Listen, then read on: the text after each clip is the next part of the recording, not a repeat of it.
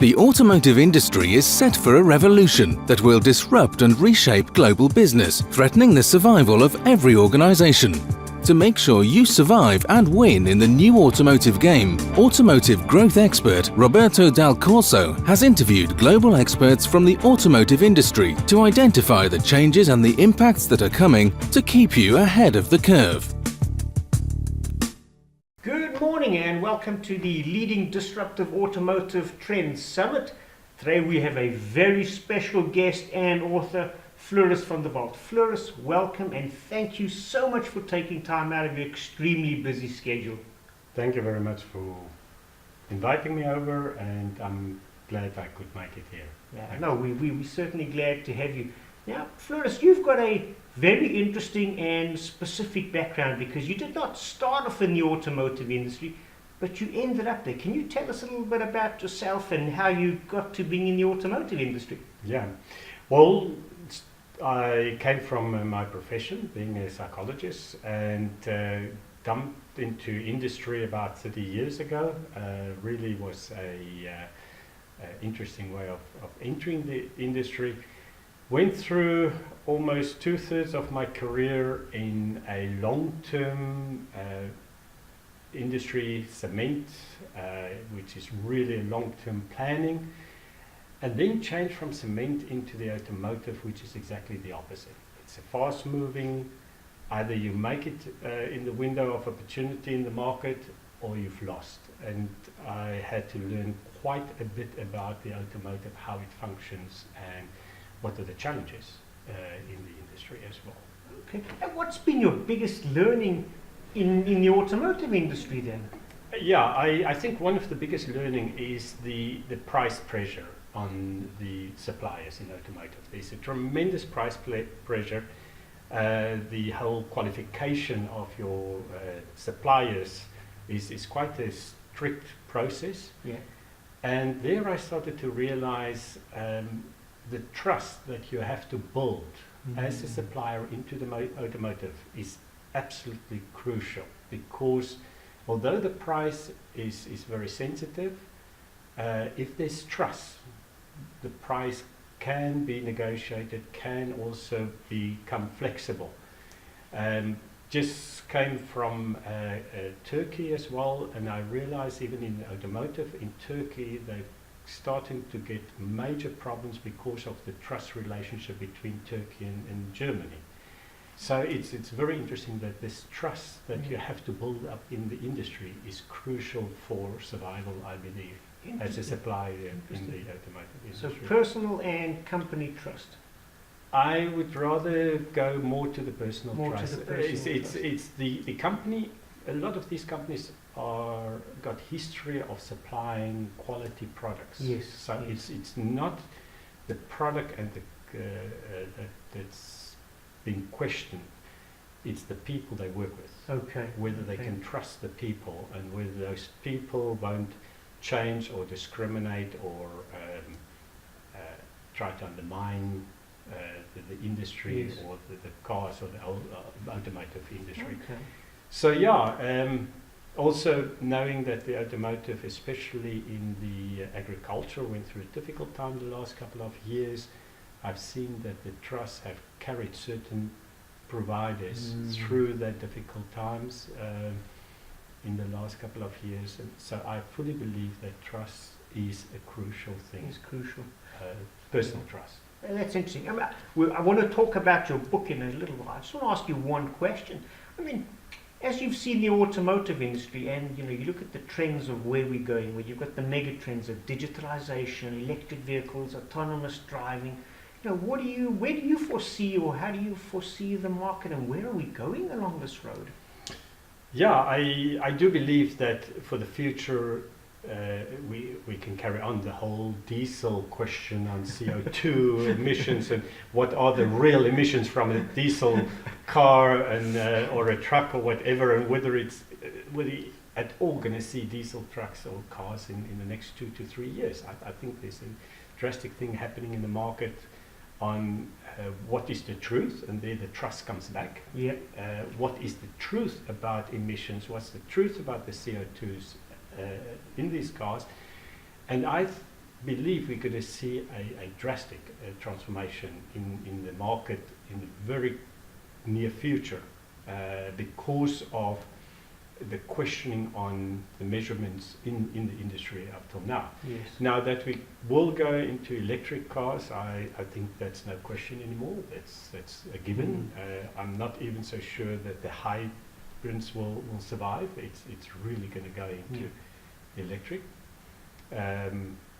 And yeah, the self-directive cars, I'm still querying. There's too many variables that's not cleared yet. Yeah. The insurances, the liabilities, those environments is not cleared yet. So I'm not so sure we're going to get into that quick. But electrical cars is a matter of fact. Yeah. No, I tend to agree, and I think autonomous driving, as you mentioned, is maybe something a little bit further away. And then also just recently this week with Uber in the States having had a major issue.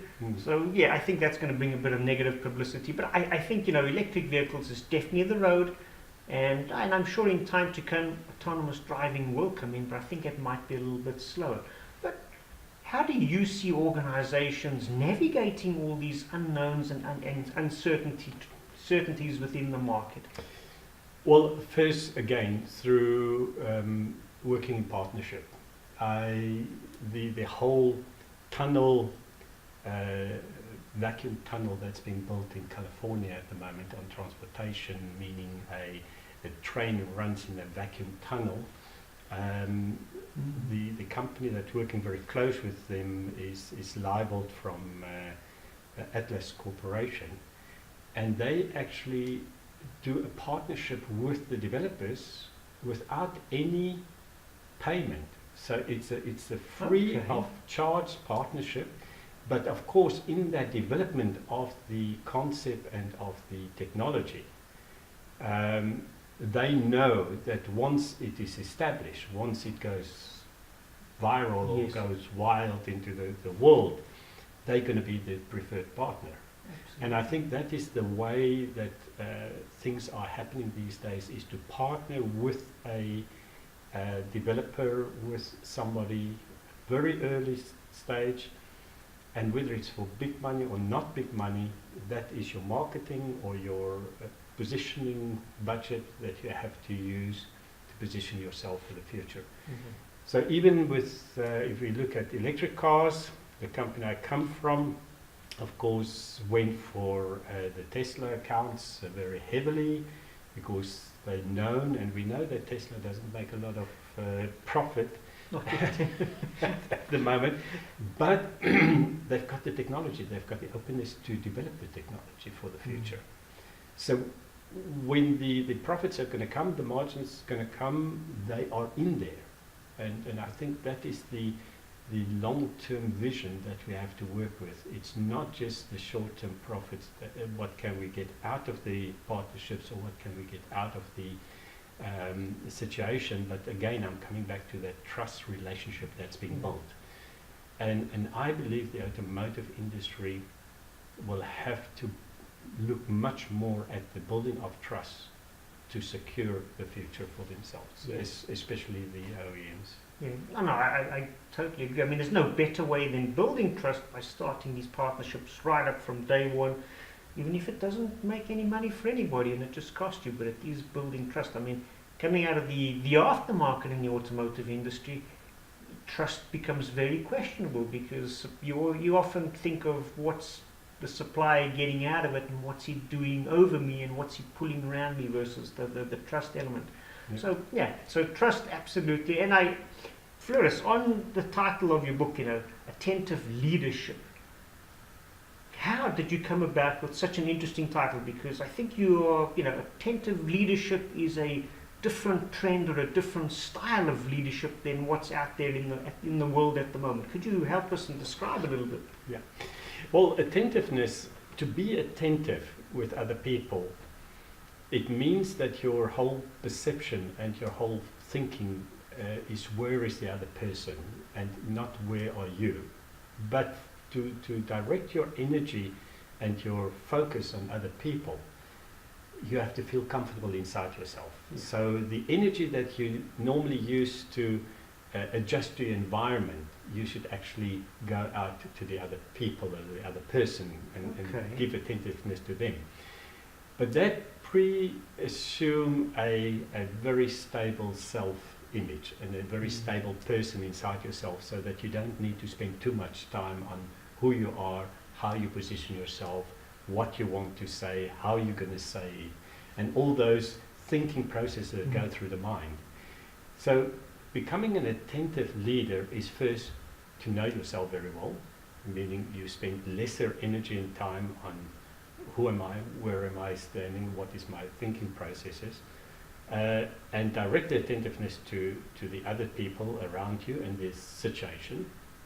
But it also means that through that self-image that you develop, you are more authentic, and therefore can connect also much easier with other people, and therefore also they build much easier trust to your authenticity. Now, authenticity, a lot of people believe it's being nice and being kind, and that's not it. You can have a fairly difficult personality as well. As long as it's authentic, people adjust to it, understand it, and can deal with it. Yes.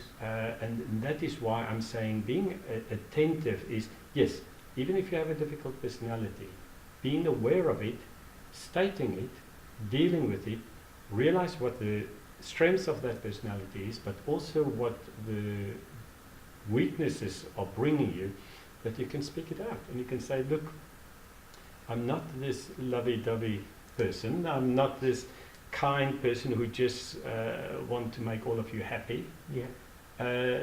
But if you can stay with that, at least I can direct you through crises or those type of things. So people that really know themselves very well and can deal with it and speak it out, the trust is much more or much quicker being built with such people. Okay. So authenticity could be also being true to yourself, if we can put it that way. Yes, it is true to yourself. What is of course interesting is a lot of people, especially if you on the borderline of pathology, believe they're true to themselves being narcissists as well, or being antisocial personalities as well. So yes, you can say be true to yourself if you speak to a normal population. Yes. Just be true to yourself and be open about yourself. It's most probably the best way of putting it. But we're not going to go into the pathology of self-image. Sure. But I do believe that if you want and decide to be a leader for the future, that one has to start working on yourself. Yourself. These trainings up till now in leadership was very much on how to deal with difficult people, how to motivate your employees, how to give feedback. It's little behavioral modification sections that people learn, and I do believe that a lot of leaders became actually less authentic by learning behaviors that they couldn't integrate in their personalities. And they come back from a course and the employees would say, well, just give him another week and he's back to his normal. Or what happened to him over the weekend or last week in the course, because he started to behave differently, and that confused people tremendously. And I do not believe that the trainings that we've done up to now on leadership, not all of them, but a lot of them are not sustainable. And what we've actually done, we created leaders that cannot be authentic because they've got certain models in their minds on how to behave. And those models are not themselves. So they're not true to themselves. To come back to could you give us an example in your experience of what happens when a leader is not authentic? I mean, you've been in many situations at very high levels, at C levels within the organization. Does one particularly jump out to mind? Oh, very much so. There's a couple that, that immediately. I think the most common thing that you will see is people will say, yes, he didn't have a good night last night again, or he got out of bed with the wrong foot. people do not understand where the person is. Now, if a person is constantly changing his mood, his attitude, his thinking patterns, the one day is high, the other day is low, and you really can't understand where the person is, and the person also don't speak about it, to say, look, I'm going through a difficult time now, so just give me some space to adjust myself again. People get confused. And the moment they're confused, they can't trust, because they don't know, if they trust this person in this moment, what's going to happen with that trustworthiness or the whatever I've said or done the next moment.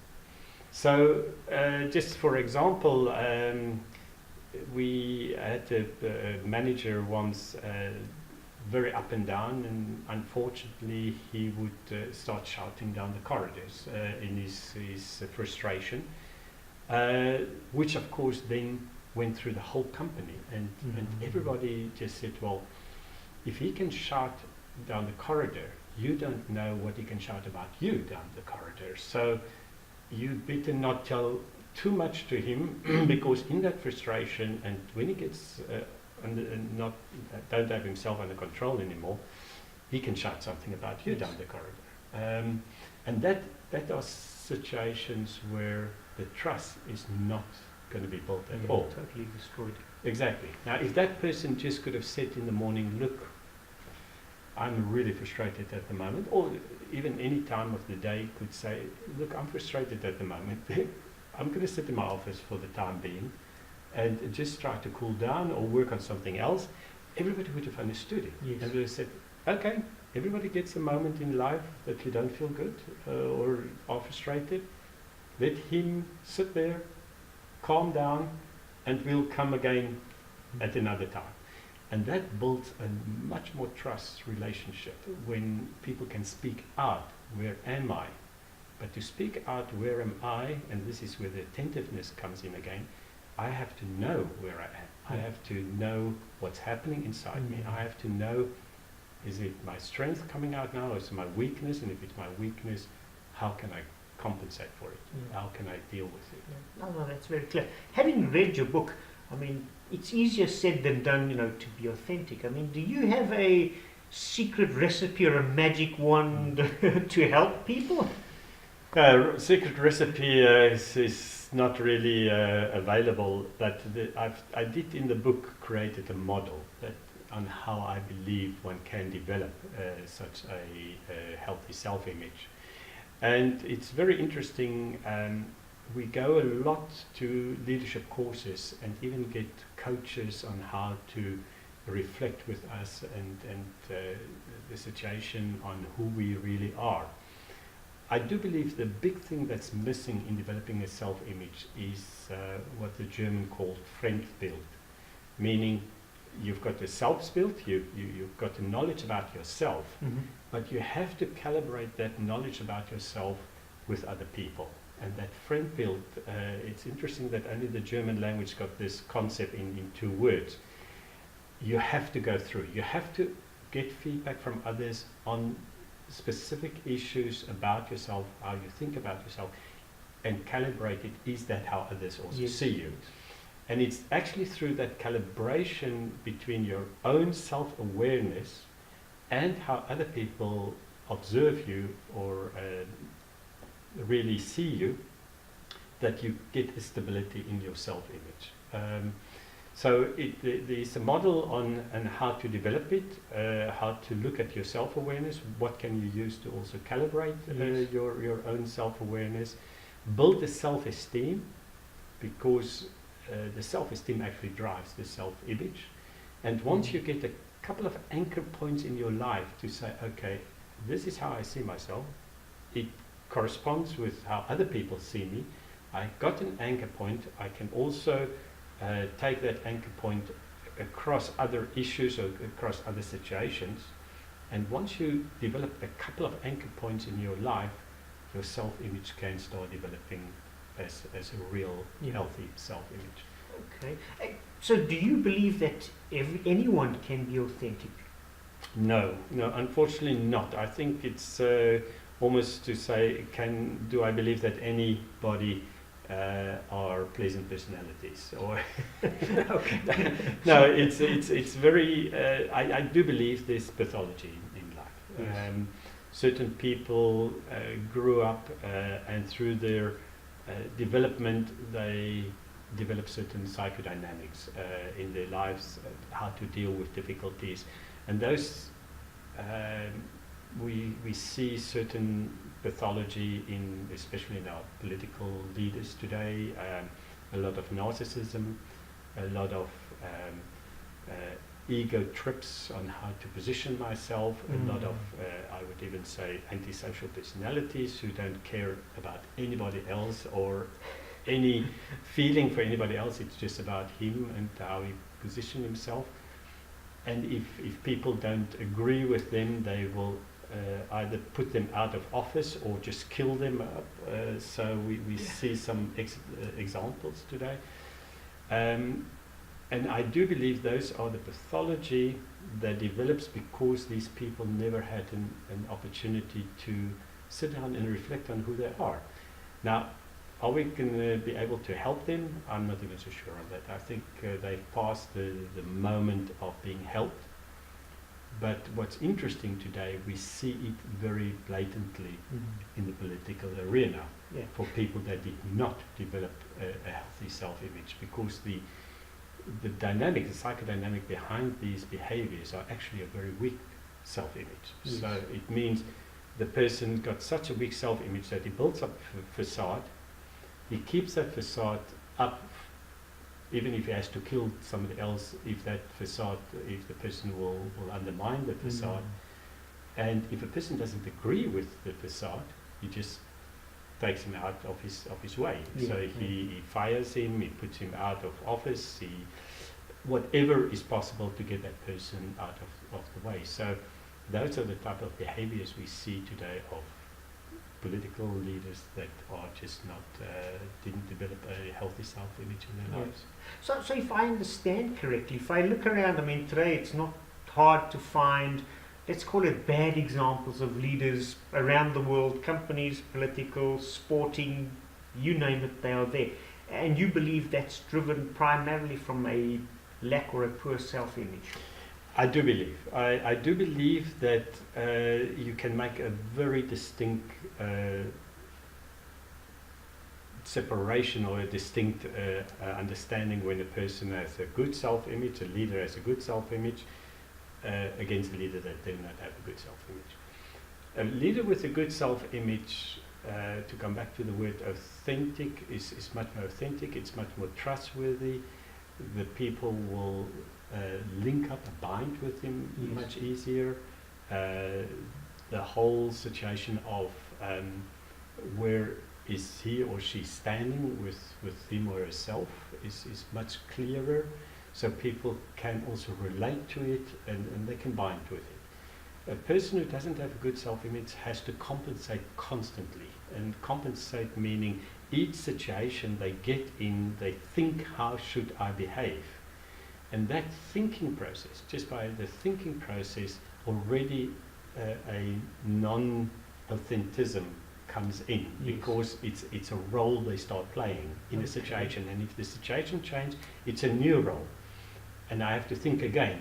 And that is why also the political leaders, some of them, are changing so often in each situation, and you can't even foresee their thinking anymore, or where they're going, or what is their line of thinking or feelings even, because they constantly adjust to new situations. And that is not very helpful.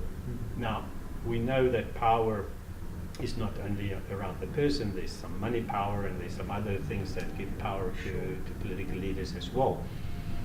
But I do believe that a lot of people become so afraid of such people because these people are ruthless in downing other people. One example, when a manager sits in a meeting and employee or one of his junior managers said something, and the senior manager just say, "You don't have a clue what you're talking about." just that sentence will break not just the trust relationship, but the other person will immediately say, oh, what does he know more that I have missed in my thinking process or in my feelings, if the person is authentic and can reflect on him or herself. But that keep the power extremely with the senior manager. Yes. And he or she breaks all trust relationship with the others, but it doesn't matter because the power stays in. And that you very often get in companies where a senior manager will walk into a meeting and say, well, this is my opinion on what we should do. Let me open up the discussion. Anybody, can you please give your opinions as well? Well, if anybody give their opinion and they know that opinion is not going to hit on fruitful ground, the manager has actually directed the meeting already, and have stated the scene already. And I think that is where authenticity is coming in, where a manager will say, you know what, I've got my opinion, but let me keep it back, hear what the others want, and is also big enough to, in the process of discussion, calibrate his opinion, give a new thinking process about himself, and really be attentive of what the other people are bringing to the table. And that is again where I come back to the attentiveness of a leader. If you get a leader who is attentive of where are the other people, what are their inputs, how do I calibrate that into my opinion, and how do I integrate it also or change my opinion even in the process, which is also possible, then you really get to the attentiveness of a leader. How prepared are you to navigate the disruptive trends that are set to hit your business? Will you survive and win in the coming years? To understand your level of risk exposure and to help you avoid becoming a statistic of failure, take the free risk assessment here, www.dalcorsogroup.com, which will identify the gaps and how to navigate the risks. By taking the risk assessment, you get a chance to win a free 30-minute strategy session with automotive growth expert Roberto Dal Corso. Roberto can help you identify an amount equivalent to 7% of your total annual sales that you are leaving on the table each year. To survive and win, take action now and visit www.dalcorsogroup.com. Okay, so trying to put it into a little bit more practical. What would the first step be for me to start developing my self-image and my authenticity so I can become more attentive in my leadership? I do believe still the first thing is self-awareness. Now, a lot of business schools these days and a lot of training is very much focused around the self-awareness part. You get a lot of leadership trainings that do psychometric testing. They get 360 feedback, and they sit down with the people, the coach sit down, and they explain all this input. Now, I do believe it's the right starting point. The problem that I've got is a lot of people stop there. Okay. And now people start to interpret, even certain managers, especially if they're on their way of non-authentic behavior, they will reframe these feedback to suit them on how they want to see themselves. Okay. And what's missing is that calibration part. Yes. The part of going out and say, okay, this is how I see myself, but how do you see me? What's your perception about me? And getting that sort of feedback.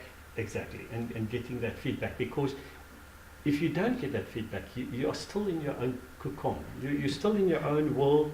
You still believe on what you believe in yourself is the truth and nothing but the truth. So you're actually missing out on the Fremdbild, again, the German word, the Fremdbild, meaning how do others see me? Yes. And it's only once you open up to say, give me feedback. How do you see me on this specific thing? I feel that I'm actually not bad on planning. Do you see the same? Or how do you see my skills? And for that feedback, of course, you have to have a trust relationship. Yeah.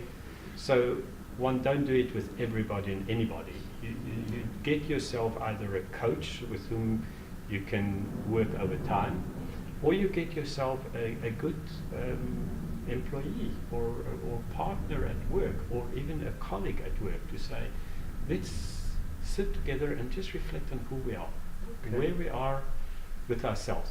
Unfortunately, today with the stress at the workplace, as well as the little trust at the workplace, it's very difficult to find that partner. But Gallup have done a lot of research, and one of the questions are, do you have a friend at work? And I do believe, well, they've done a lot of research that if you have a friend at work, you won't leave the company that easy. But I do believe that question might lead into even, do you have somebody that you can trust at work and that you can really reflect with at work?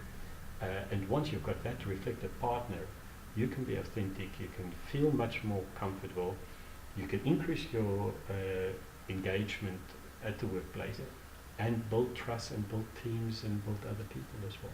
So it certainly sounds like the first step is find a partner or someone within, you know, the organization, the company, someone that you can trust enough that you will allow them to hurt your feelings, but be honest about how they see you. And good you say hurt your feelings, but be honest. It's actually very interesting. In the process of opening up and developing a healthy self-image, the hurt becomes less and less, because it's almost a given that you will reflect on yourself, and that people will not see you the way necessarily that you see yourself. Yeah. So it becomes a way of thinking about yourself, a way of thinking about development, a way of thinking about the difference between your own perception and others' perception, which is just a matter of fact. So you can actually, as you go on with this process, that emotionality of securing your own feelings and securing your own thinking and securing yourself against all these bad things in the world actually becomes lesser or play less and lesser a role. And I can believe in the beginning it will hurt because you believe in certain things, and here comes, or you think you're good, and here comes a negative feedback, and that might hurt. But as you carry on, it is just a matter of fact that other people will not see yourself the same, and it's making sense out of those two perceptions. How do I see myself, and the maybe negative perception from somebody else? It's making sense out of that, correcting either your perception, or it can even be, well, the other person has seen something that is out of context or might have not been correctly perceived. And you can even correct the perception on the other side, but it is that process of making sense that gives you, again, the self-esteem of, I know now where I stand with, from another perspective as well. And now I've got another anchor point to say, okay, on this issue, I know myself better. So I'm more true to myself, to come back to your vocabulary, more true to myself in this aspect. Now, as we know, each situation, each aspect requires a new calibration. Sure. And it's actually building up all those calibrations that I call anchor points in your life. And at a certain stage in your life, there's just enough anchor points that even if you get negative feedback, you can calibrate and say, okay, I'm bad on this thing. I'm bad on planning. But you know what? I'm actually very good in motivating people. Yeah. So it is, I don't need to be good in everything. I don't need to be perfect in my whole world and world personality. And that is then where the self-esteem still stays valid or still stays on a high level, and the self-image can build a very healthy discrimination between what are my strengths and what are my weaknesses. And if I've got a weakness in planning, hey, then I find somebody that can plan well, that can work with me. Complements your weakness. Exactly, that complements my weakness. So in that situation, I don't need to convince anybody anymore, look, I can plan as well. I say, look, this is my weakness. Planning is my weakness. So Yes. let me get somebody to work with me. I will keep the relationships going. I will keep the team motivated. I will keep things moving here. But for the planning side, I will need some support. And whether it's a tool or a person or whoever or whatever, I will need that to support me. Yeah. I mean, it's so interesting because last year within the automotive industry, I did some research, and in a survey I did, one of the strongest points that employees within their companies saw was, their companies had great visions and knew where they wanted to go and how they wanted to grow up. On the opposite side of the spectrum, the thing that the same people were saying about having great visions is that they felt disengaged from the organization, and that trust element came out, and that was the highest rated one. And now I can fully appreciate why a company with a great vision but with internal lack of trust and not engaging their employees, why they cannot survive or grow as much as they would like to, or overcome the difficulties within the marketplaces, which are continuously changing. Exactly. Because if you don't have the trust, people don't openly share because they know that you fear what you might be saying to them.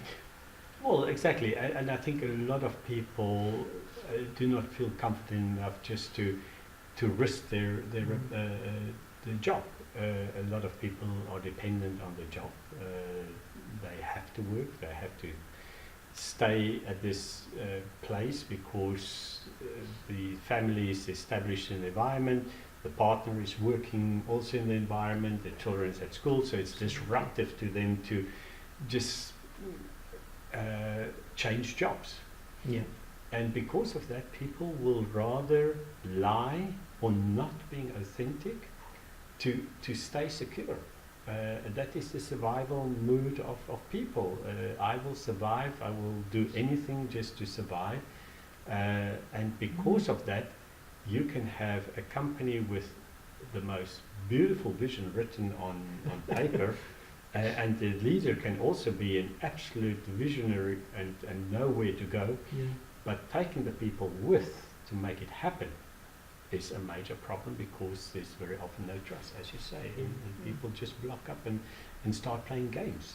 We know political games played in corporations, but those are the games that are played to keep the security of individuals or the power structure of individuals in place, but there's no trust. And there's actually very weak self-images being developed in such a company because nobody can stand up and say, look, this is who I am, Yeah. because if he or she does it, you're being shot or can be shot. So, I mean, why do you believe that there's such a resistance within organization to adapt this stuff? Because I do believe we come from a history of power structures. Okay. And it's interesting, the new generation, in my mind, and the way I deal with it, they do not have this power structure anymore. To them, the world is what the world is, a person is what the person is, and the acceptance of differences in the new generation is much, much higher than in the generation that I come from. So I do believe it will change in the future. The problem is that the major parts of top and senior managers are still from my generation, and they trying to keep this power in place. Yeah. They do not feel comfortable, and some of them even still have these models in mind, what they were taught at business schools and being taught at courses on how a leader should behave. So you've got all these reference points that was built up over the years on models, a billion-dollar industry that build up models in people's head that are just not true. Not true. And it made them non-authentic leaders because they're sitting with little models in heads of how to behave, instead of saying, this is who I am. And we've got excellent examples also we know Steve Jobs was not a very comfortable person, and there's books written about his personality, but the people believed in him, and they supported him, and even there's books written, his management team said clearly he's not a comfortable personality, but at least it's a stable, non-comfortable personality, and we know where we stand with him. He's a great guy, and we can work with that. And they defended him even in certain situations. So there are examples of great leaders that have really done great work that were not the most comfortable personalities, but they were authentic in themselves. And being authentic in themselves, the people supported them, the people went with them and followed them. And I think that is exactly what you want as a leader, to be followed. And my belief is that for the future it will become easier for the new generation. So in about 10, 15 years, I believe we don't need to sit here and talk about this topic anymore. At the moment, there is still this understanding of power and how I should keep my power in a company or in a situation. It's interesting that you mentioned, the new generation, because a couple of weeks ago I was talking to one of the executives at Fiat Chrysler in Russia, and he was talking exactly about this, and he was going, they're becoming more important in our workforce. They probably represent about a third, and over the next couple of years up to about half of it. But he says, but they're also our customer base. And from his perspective, he was not sure how to reach his employees and how to reach his own customer base. So you can imagine the difficulties that's going to create within an environment. And interesting, I had a discussion yesterday at lunch on exactly the same thing. And we had quite a good agreement that the different generations at the workplace is not to understand where they come from, but a basic respect for people. And if you have the respect that everybody, and it comes back again to the trust and the authenticity, me as a baby boomer have a good self-image and can accept that even a 20-year-old to 25-year-old can bring new information to me and can teach me something new, and I've got the respect for that new perception that's coming into the workplace, then you don't have a problem with generation. It is because we do not build a lot of respect for people. We still keep the power play of I've got more experience, wait till you've got my amount of experience. Well, maybe you have 30 years of 1 year experience repeated 30 times, or maybe you are in a cocoon where you don't have contact anymore with the world that's changing so drastically and different perceptions of being built up. So you might fell out of the bus with your experience. That might go into a total black box or a black hole, because it's not valid anymore. It's your experience is. If I think of people, the printing industry, how many printing houses are integrating or closing because the experience of printing is just not asked anymore. Everything is digital. So we have to be careful on where and how we build our so-called power bases, and then not having respect for new perceptions, new inputs. Again, with that respect, of course, there's calibration taking place.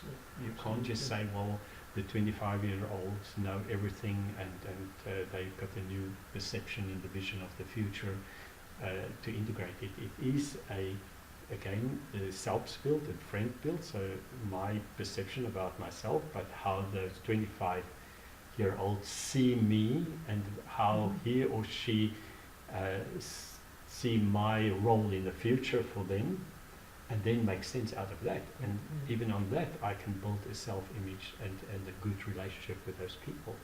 And then you don't have a problem in the workplace. Then you don't even address different generations in the workplace, then you rather address respect and fairness and authenticity and trust in the workplace. Sure. Doesn't matter from what level Within the organisation. you come, exactly. That is then for me the character of the organisation. Okay. Just wrapping it up.